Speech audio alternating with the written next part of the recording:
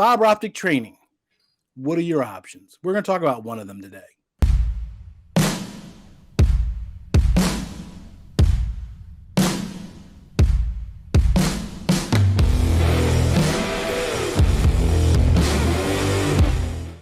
Welcome to the show where we tackle the tough questions submitted by installers, estimators, project managers, ICT personnel, and even customers.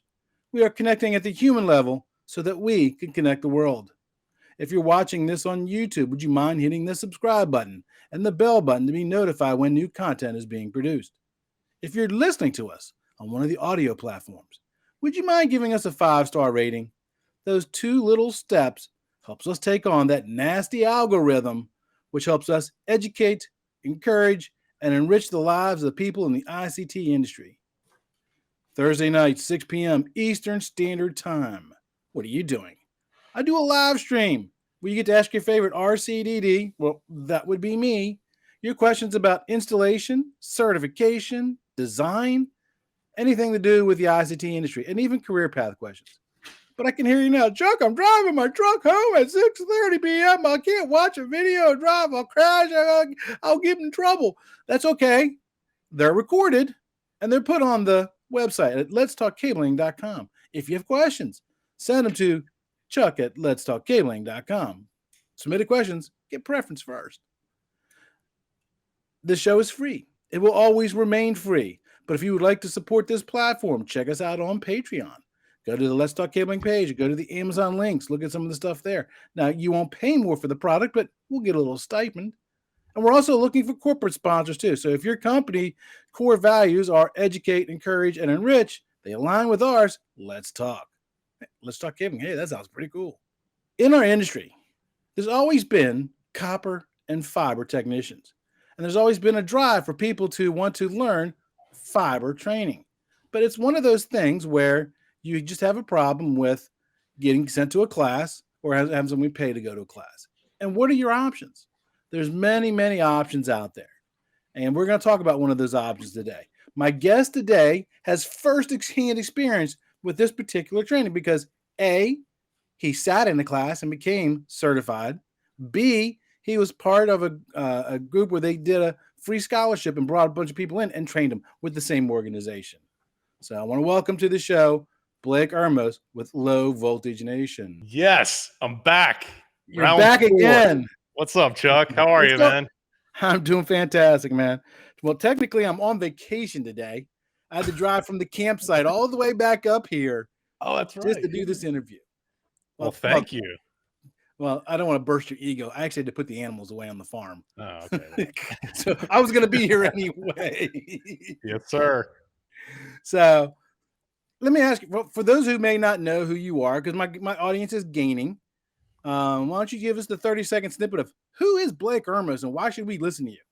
Yeah, so I started in the industry as a network engineer. That's what I went to school for. And then didn't use that for like 8 years, became an IT director, kind of hired people to do the structured cabling, help me set up, the systems, whether it's like VoIP, virtualizing servers. I was the person kind of in charge of all that. And then I actually got back to my roots a few years ago doing stuff like nurse call systems. That's where I really got into like the construction side of low voltage and was doing a lot of installation, but still a lot on the programming side, a lot on the project management side. And then I got off the road and started doing security, access control, a lot more structured cabling here in Middle Tennessee. So I'm in Nashville, Tennessee, been here for about 9 years.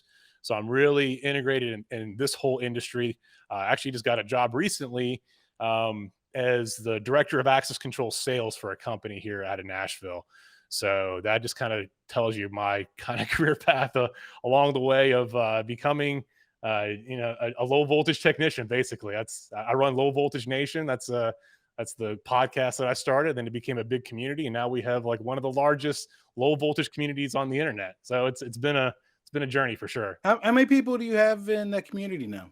So there's a few hundred that are in like the paid workspace. So like with Slack and Circle, but what's really just kind of taken over is the Facebook group. The Facebook group is like 30,000 members. And I looked at the stats, It's 28,000 of them have been active in the last 60 days. Wow. So the Wow. Facebook group is like, that's where you go. That's like the main resource. We Yeah, have I 8 do see a lot of questions being asked out there, and I do try to answer them sometimes. But Yeah. sometimes, with all this stuff going on, sometimes I just can't answer everything. But Yeah. I good luck. I mean, I can't get more than 5 people following me on Facebook. I just haven't cracked that code yet. And On Facebook, or like, what do you mean? On like, Facebook, yeah, Facebook. I have like I mean I post there all the time, but I have yeah, very little followers there for some reason. I don't know. I just can't crack that one for some reason. So run ads. That's what I that's how I got the following. Just run a bunch of ads. yeah, I Facebook need a is, yeah. budget. I need a budget to run Yeah, ads. yeah, exactly. Yeah. And are you trying to make me jealous? What are you talking about? Like, I'm what the talking what? about the pack outs behind you. You trying to make me jealous, aren't you? Man, I paid out of pocket. You were like, "Oh, look, it's you're sponsored by Milwaukee." It's like, "No." Like, I paid out of pocket for this stuff because I need to put all my tools There you somewhere. go. There you Yeah. go. It Can't is you? nice though, man. Why don't you get you one, man? I think you need one. Yeah, it's funny you say that. Black Friday's this week. Yeah. Just Yeah. saying. Yeah. Uh, Here's my recommendation. Get the one with the drawers. Don't do what I did and get the ones that just stack on top of each other, because I have to take everything apart to get that shit at the bottom. Oh yeah, good point. Yeah, Good yeah. point. Get the drawers. There's a Milwaukee Pack Out TikTok channel. There's a bunch of them on Yeah, Instagram. Yeah, yeah, there's yeah. like Addicted I to don't spend Tools much does a time on lot. Instagram. I post there, but I Yeah. spend the majority of my time on TikTok because somebody got me addicted to it. I won't say any names, Blake. I'm just saying, man. It's one of your primary channels, man. I don't know why So you're so when we filed the divorce with my wife because I'm spending too much time on TikTok, I'm listing you as a co-defendant. no, man. You guys aren't getting divorced. Don't do that. The dating No, pool we're is not. terrible right No, now. we're Don't not. go back out. No, my wife and I are too solid for that. She knows it's all business stuff. Yeah, I know. So That's so what's funny. new with Low Voltage Nation? Man, so we'll probably talk about it here in a little bit, but we had that meetup, or was this actually a training event? So we've been doing more of the training event side of things, and that's been a primary focus. We launched a job board, partnered with Field Nation on that. I know a lot of people are some people love Field Nation, some people don't love Field Nation. I think they're a great fit for doing the 1099 stuff, where we do a lot of W-2 stuff. So it really just goes back to the whole mission of helping people with their career path in low voltage. So whether it's training, getting them connected to people like you, mentors, and then finding them jobs. So that's always been the focus. So that's really what we've been doing for the past few months.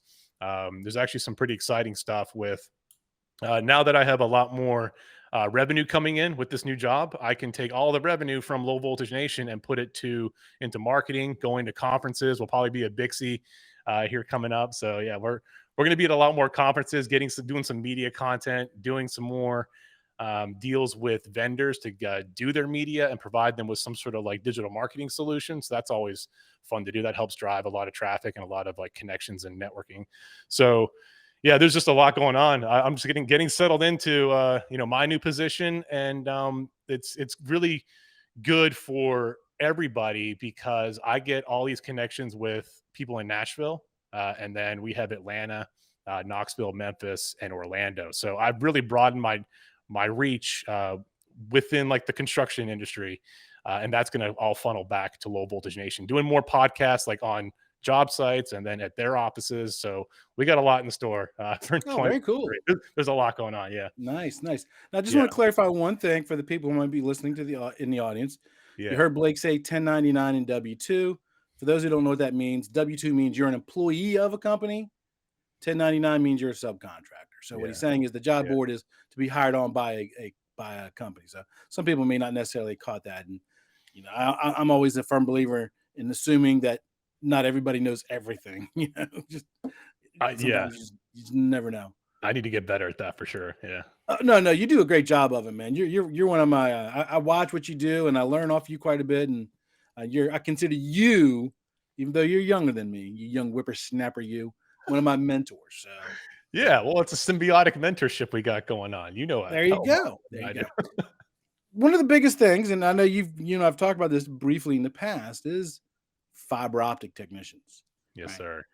And so in the past, there's always been copper technicians and then fiber technicians, and then the technicians who do both.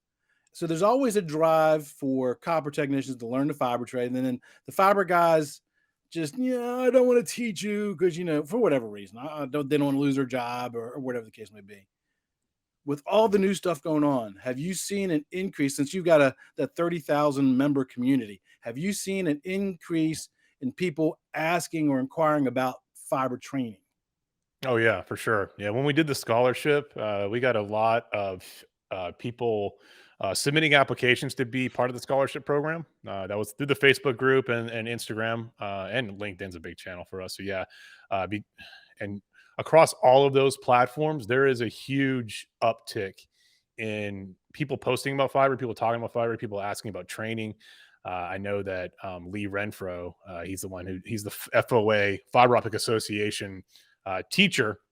They did the scholarship program. He's getting a lot of inquiries. So in my short amount of time that I've been in the fiber industry, per se, uh, I've seen a huge increase on the end. There's a lot more chatter, but maybe because I'm just like getting more involved in it. But Right. I know there is a huge shortage of technicians, so that's an issue. There's interest on the side of where companies need to install fiber. I'm not sure if it's people are excited, the younger generation, to become fiber technicians. That's where we come in. So we got to figure out a way to get them on board and Right. excited about it and trained up. Just promise me one thing. So, Don't become a fiber princess. what is a fiber princess? You don't know what a fiber princess is? I don't. I'm sure I would have if you told me the description. So a fiber princess can be a male or a female. That's not necessarily gender specific. A fiber princess describes that person that all they do within the company is fiber, and they look down on the copper people, Oh no. and they don't want to do copper because that's beneath them. Oh no. That's a fiber princess. Now, not every fiber technician's a fiber princess, right? But there's always every time I bring it up in class, especially my face-to-face classes, as soon as I say that term, I guarantee you 2 or 3 people they'll turn and look at one of the partners in the room because they know that that's the person. Yeah, that's the cue. Yeah, that's the fiber princess. It's funny. It's him. Yeah, but So don't do you become a fiber want? princess. Yeah, but do you want the fiber splicer to be doing copper? I feel like they need to stay in their lane to a certain I extent. think I think you should be multifaceted. There's not always going to be. I'll give you an example. One of the companies I used to work for, we had copper crews and we had fiber crews, right? Yeah, And the copper crews were busy all the time, all yeah, the time. Matter of fact, they had too much work. And every once in a while, when the fiber crews would run out of work, we would send them to go help the copper guys. And they'd show up on the site. Here's the fiber princess for you. They'd show up on site and they go, "Where's the fiber?" I'm like, "We haven't even pulled the fiber yet." "Oh, I only do fiber." "Well, you can go over there and help Jimmy pull cable around the corner." "I only do fiber." yeah. It's like "Well, here's a cable. broom. You can go sweep the closet." "I only do fiber." Yeah, "You can go home without pay." "Where's yeah, Jimmy at? Where can I help him?" yeah, Yeah, yeah. Right. yeah, Just give right. them a link to your YouTube channel. It's like, all right, well, while we wait on your fiber, we'll go watch Let's Talk Cabling. There you go. There you go. There you go. So, there's always been that kind of back and forth between them. So that's what I think, the best technician should be able to do. One day they should be pulling copper cable, terminating, certifying. Then maybe the next day fusion splicing. That's your technician there. If you Yeah, can't do both of those in today's environment, you're an installer. You're not a technician. And there's a yeah, difference yeah, between installer and technician. A huge, huge difference. yeah. Right. You just recently got your certification. Oh yeah. Do you need proof? Here is my Fiber Optic Association, CFOT. I don't know if you can see it. It's kind of blowing out, but Yeah, yeah, it's blown out. Yeah. yeah, Yeah, I trust you. yeah. Well, here's some There you stickers. go.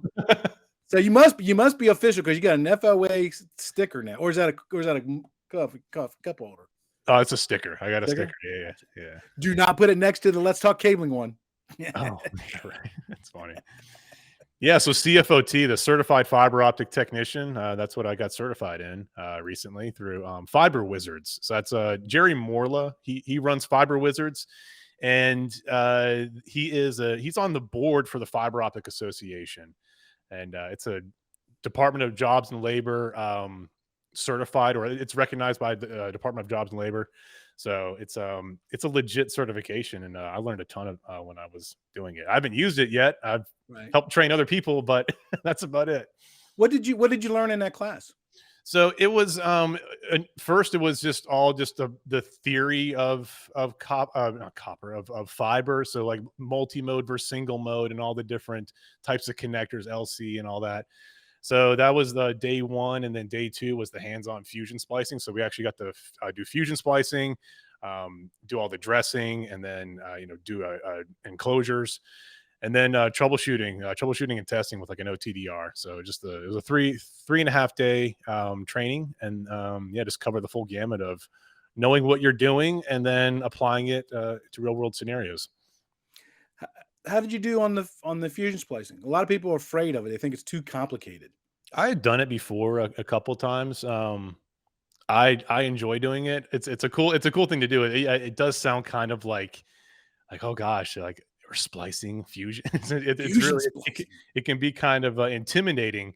But I've done fairly well at it. I enjoy doing it, so, and learning about it and taking pictures of it. So yeah. Yeah, there's lots of different fusion splicers out there, and even you get the cheap one, it's still easy to do. A couple weeks back for my day job, I went back to corporate and we got to play with some fusion splicers for something, and I got to play with the UCL Swift one, the one that has everything, has The the heat all-in-one. stripper and the cleaver Yeah. and everything. And That's I one of was my like, favorite ones. Yeah. I fell in love with that thing. Yeah. I told my boss, I said, look, if I happen to fall upon $4,500 going to the airport on the way home, that's what I'm buying myself for Christmas. He goes, you Yeah. don't do install. I said, I don't care. That thing Yeah, is yeah. cool. Yeah, no, That thing is yeah. cool. I mean, It I helps with fell the in love with that heat workflow. stripper too, Yeah. Yeah. because in teaching fiber in the classes that I do all the time, the the two biggest concerns or hangups that the guys have, the technicians have. One, the safety, right? They're concerned about the safety. Oh my God, I hear fiber is dangerous. Fiber is dangerous. So is riding a motorcycle. So is jumping out of an airplane. So is Yeah. scuba diving. Yeah. But we take steps to mitigate those risks. When you mitigate those risks, it's a lot safer, right? Yeah. And then the second biggest hurdle is stripping the fiber, believe it or not. You put a pair of strippers in a guy. I'm literally, they're like shaking like there's an earthquake. And I'm Yeah. like, take a deep breath, you know. And then, of course, I give them specific instructions: strip a quarter inch at a time. If you're Yeah. new, you might want to be using this stripper as opposed to that stripper, but you might want to use this stripper if you become more seasoned. And then they never listen. They try to strip that entire inch and a half all one shot, and then it keeps breaking every single time. I'm like, I told you to strip a quarter of an inch at a time. Yeah. Yeah, definitely get a good pair of strippers, either Jonard or Riley's or Ripley's. Yeah, don't use the ones that come with the fusion splicer. Those tend to not be great. What's your everyday carry, Blake, when it comes to fiber strippers? I might have them in my Jonard mid-span kit. Actually, no, I don't. But yeah, I use Jonard. I prefer them. They were recommended to me. That's why I reached out to Jonard, and that's what built the relationship. Was actually on their fiber tools, all the mid-span stuff they have, and their Mhm, strippers. mhm. Yep. Let me ask you this. Would you recommend that FOA certification to somebody who is looking to get certified? Oh yeah, for sure. It's there's I can't remember the number. It's like 69,000 or 70 some thousand certified fiber optic technicians in the world. So it's one of the oldest and one of the most recognized certifications. I know Bixie has their own, but FOA has been kind of the top dog and the main resource and Right. certifying bodies. So I would highly recommend doing it. I know some people are kind of like, oh, you just need to do on the job training. Like, we don't want some hothead coming in thinking they know everything, because they have a certification. For me, I know that my CFOT certification will put me in a job site, on a job site, knowing that I could at least be effective and go from there. So it's a good baseline, but don't Right. come in and be like thinking that you know everything, because on the Right. job training is obviously very important, probably more important, but it gets you a good baseline. So I absolutely recommend the CFOT Yeah. certification. Yeah, exactly. So Bixie does have a fiber training class, Yeah. and I, like, as you know, I try to keep my platform vendor agnostic. So, I do talk about Bixies, but I also talk about other things as well. And if I remember right, now, I'd have to go back and look because I don't remember off the top of my head. I don't think they have a fiber specific class. I think you have to go to the installer fiber class to get that. I'd have to go Mm, back and double yeah. check. I don't remember off the top of my head, but do you, now do you happen to know what FOA charges for that class? If you don't, that's fine. I've got an I interview set don't with Jim Hayes next month, but Oh, you do? Yeah, ask him. Yeah, I know that the test is only like $30 or something. It's very cheap. right. So, yeah, to take the test is like $30 and then training would be the most expensive thing, whatever wherever you get to train. I'm not sure what Jerry or Lee Renfro charge, but it's pretty. I mean, I would say like 800 to 1200 would cost for like the training and then the certification. So, it's not That's much. yeah, Yeah, that's about ask what Jim. you Jim will know, obviously. yeah, that's about what people are going to charge you anyway, right? Yeah. So let me ask you this: so when because I guarantee you probably have that on your resume now, right? I saw you update your LinkedIn profile with it. Yes, yeah, I Um, didn't put it in my name because I don't know, when people put that in their name and I tag them, it's like this long of a tag and it takes up the entire line. is that you harping at me because I got all that stuff No, behind my it's name? I'm just saying just in general, people that put every single alphabet soup at the end of their name, Yeah, I I know mean, what you're talking about. good for them, but when I just don't like it when I tag people. Yeah, I hear you. So when you tell people you're a certified fiber optic technician, CFOT, Yeah. do you find instant recognition? Do they instantly recognize that certification? Do you have to explain to them what it is? Well, people in the FOA community will know what it is, and I think that's Oh, about it. absolutely, they will. Yeah, it's such a specialized thing. I mean, like once you start getting into the fiber world, like anybody that's not connected in the industry will have no clue what you're talking about. I'll explain it to like the layman people that aren't in the industry. They're like, "What?" And then I don't know. People inside the industry are kind of like, it's recognized within the community. It's just very Right. specialized. Yeah. Yeah, I get that even with Bixie sometimes. I'm talking to somebody outside the community, and I'll say Bixie, and they'll go, "What's Bixie?" And I'm like, That's the thing. Like I was talking about Bixie today with the VP of sales, and other people, and we are in the access control industry. Like we're in low voltage, and they had no clue who Bixie was. Wow. Yeah, and even I talked to Pro Data Key, Brock from Pro Data Key. He was like, "I've never heard of Bixie." I was like, "I'm going to the conference next month." He's like, "Oh no, should I go?" He's like, "Yeah, maybe. I don't know." But yeah, even It's people, not yeah. next month, it's February. Oh, yeah, that's right, February. Yep, sorry. Next year. Yeah, Next year. I'm yeah, trying to go to that. I don't know if my company's gonna send me or not. I yeah, may end up having to take vacation and pay for myself. yeah, I'll at least be there for the exhibit hall 1 or yeah, 2 nights. I don't know if I'll be there for the entire conference, but yeah, I hope to be there. I love going to the Bixie conference. I just do. Just yeah. do. So you just hosted that, I saw on LinkedIn, the, FOA class up in Jacksonville where you had, some fiber scholarships and stuff. Tell us a little bit about Yeah. that. Yeah, that was cool. That was Lee Renfro's brainchild. He approached me and said, "Hey, I want to do a scholarship. Give away 6 to 8 CFOT certifications. Do a 3-day training." So we were looking for a venue, so we decided to partner up with OptiView. We've done a meetup at OptiView. You were there for the first Mhm. one, and then we've been doing a lot of stuff with OptiView in Jacksonville.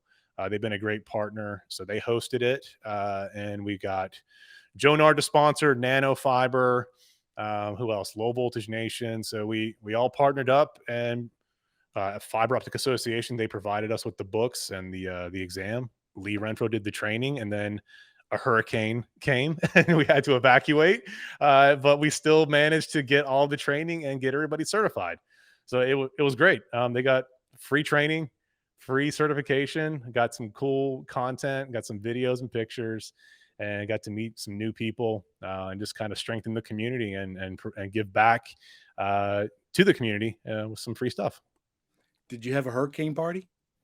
We didn't. I left early. We all just kind of we had a good night at Texas Day Brazil. We went to those like the I saw the pictures. Brazilian steakhouses. Yeah, so yeah, Oh, it's yeah. just fun. I love doing events like that, man. Like because we're such like a kind of a tight knit community, the Mhm. LVN community. So it's fun just to hang out and just learn stuff and play with new tools and new products. I hear you. Is there any talk about, another fiber scholarship in the future? We had a huge response from it. There's a bunch of people in California like, come to California, come to California. And then just some other people, like I think up in Pennsylvania, there was a lot of people on Instagram that reached out, and then got some good feedback on LinkedIn. But we would love to do another one. I don't see why we wouldn't. It's up to Oh, Lee though. Lee's the instructor, so right. I would love to do it. There's definitely a demand for it. That's for sure. Absolutely, there's. Yep. Any parting thoughts? So I want to get a Nashville meetup on the books. It's going to be more geared towards structured cabling, and then we still have that access control event. So the company that I work for, we'll probably do like a lunch and learn on access control, get like Brevo and PDK involved. So there's going to be a lot of different meetups and events coming down for 2023. Yeah, when you pick those dates for the Nashville, just make sure you let me know, because I got lots of frequent flyer miles, lots of free hotel stays. Oh, hell yeah. And if I'm not teaching somewhere else or whatever, I may take a vacation day or whatever and come up and hang out with you guys for a day. Yes, sir. So as you heard, there are options for fiber optic training. So I suggest you look into them. Remember, knowledge is power. That's it for this episode of today's podcast. We hope you were able to learn something. Make sure to subscribe so you don't miss out on future content. Also, leave a rating so we can help even more people learn about telecommunications. Until next time, be safe.